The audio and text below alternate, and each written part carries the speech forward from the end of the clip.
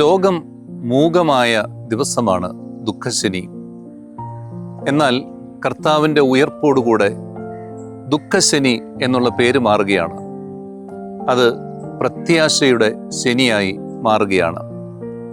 ആദിമസഭയിൽ കത്തോലിക്കാ സഭയിലേക്ക് ചേരുന്നവർ തങ്ങളെ തന്നെ ഒരുക്കിയതിനു ശേഷം മാമോദീസ സ്വീകരിക്കുന്ന ദിവസമായി ദുഃഖശനി മാറി. അത് നിത്യജീവനിലേക്കും ഉത്ഥിതനായ കർത്താവിലുള്ള പ്രത്യാശയോടുകൂടിയും ആയിരുന്നു.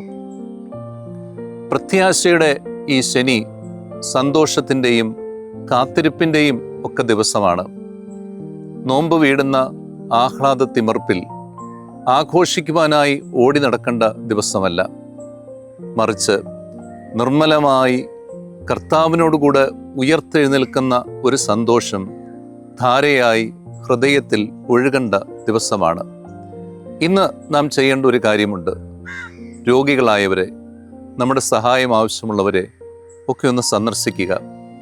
കർത്താവിൻ്റെ ഉത്ഥാനത്തിൻ്റെ സന്തോഷം നമ്മിലാവും വിധം അവരിലേക്ക് പകരുവാനായി നമുക്ക് പരിശ്രമിക്കാം.